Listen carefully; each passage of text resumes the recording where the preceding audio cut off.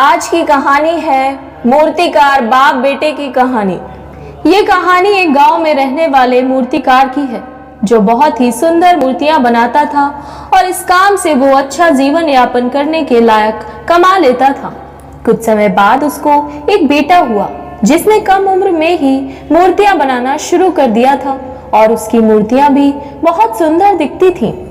मूर्तिकार अपने बेटे की सफलता से काफी खुश था, फिर भी वो अपने बेटे की प्रत्येक मूर्ति में कुछ ना कुछ कमी जरूर निकालता और बेटे को उनके बारे में बताता था।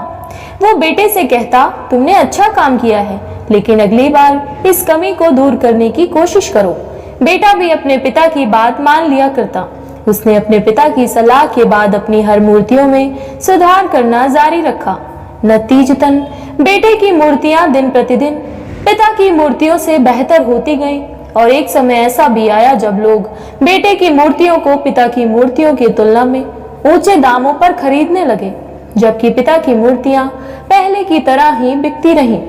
पिता ने अभी तक अपने बेटे की मूर्तियों में कमियां निकालना बंद नहीं किया था, लेकिन बेटा बाप के इस बर्ताव से अब खुश नहीं था।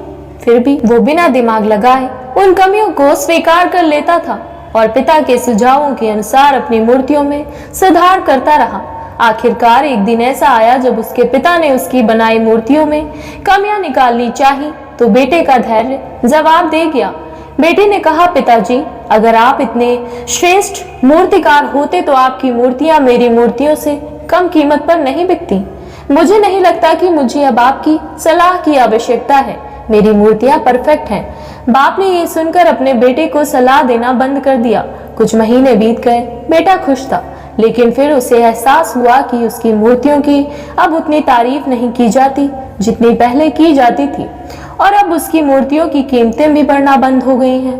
पहले तो उसे कुछ समझ नहीं आया, लेकिन फिर वो अपने पिता के पास गया और उनसे मदद करने को कहा। पिता ने बड़ी शांति से बेटे की बात सुनी, जैसे उन्हें पहले से ही पता था कि ऐसा दिन एक ना एक दिन जरूर आएगा। बाप का चेहरा पढ़ बेटे ने भी ये महसूस किया और पूछा, क्या आप पहले से जानते थे कि कुछ ऐसा होने वाला था?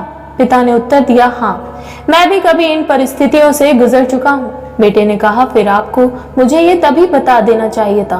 पिता ने उत्तर दिया, शायद तब तुम मेरी बात समझ नहीं पाते। मैं ये भली बात ही जानता हूँ और मानता भी हूँ कि मैं मूर्ति बनाने की कला में तुमसे ज्यादा बेहतर नहीं हूँ। ऐसा भी हो सकता है कि मूर्तियों के बारे में मेरी सलाह गलत हो और ऐसा भी नहीं है कि सिर्फ मेरी सलाह से तुम्हारी मूर्तियां बेहतर हो गईं। लेकिन जब मैंने तुम्हें तुम्हारी बनाई मूर्तियों में खामियां दिखाई तो तुमने जो बनाया था उससे तुम संतुष्ट नहीं थे।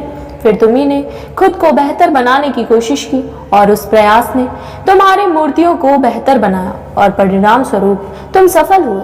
लेकिन ये भी उतना ही सच है कि जिस दिन से तुम्हें लगा कि अब तुम्हारे काम में सुधार की कोई गुंजाइश नहीं है, तुम्हारा विकास रुक गया। लोग हमेशा तुमसे अधिक की उम्मीद करते हैं और इसलिए अब तुम्हें ना तो अपने काम के लिए ज्यादा सराहना मिलती है और ना ही इसके लिए ज्यादा पैसा मिलता है। बेटा कुछ देर चुप रहा, फिर उसने पूछा, तो अब मैं क्या करूं? बेटे के सवाल के जवाब में पिता ने एक छोटा लेकिन अमूल्य जवाब दिया, असंतुष्ट होना सीखो। विश्वास करो कि सुधार और बेहतर बनने के लिए जगह हमेशा रहती है। ये एक बात तुम्हें भविष्य में निरंतर प्रगति करने के लिए हमेशा प्रेरित करेगी और हमेशा सुधार करती रहेगी, तुम्हें पहले से ज्यादा बेहतर बनाती रहेगी। आशा करती हूँ आपको हमारी ये कहानी पसंद आई होगी। अगर हमारी कहानी पसंद आई हो तो हमारे चैनल को सब्सक्राइब करें।